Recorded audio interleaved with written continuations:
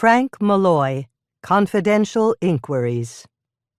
Frank hesitated a moment to admire the sight of his name in gilt letters on the frosted glass of the office door. The Confidential Inquiries had been his mother-in-law's idea.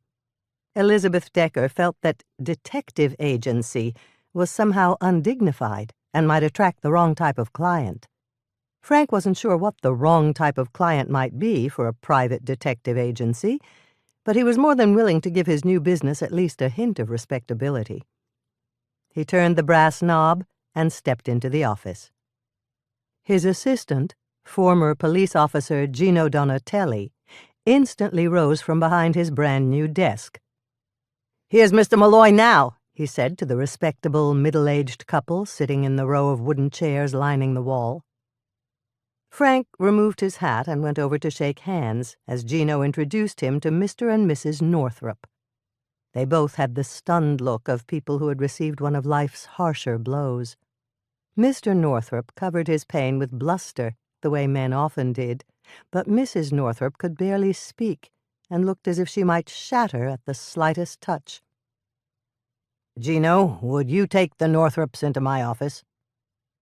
The slender young man hurried to escort them through the connecting door, while Frank removed his tailored wool overcoat and hung it, along with his hat, on the wooden coat tree.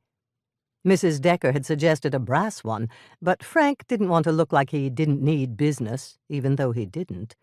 He'd only consented to opening the agency because being a millionaire had turned out to be pretty boring for a former New York City police detective.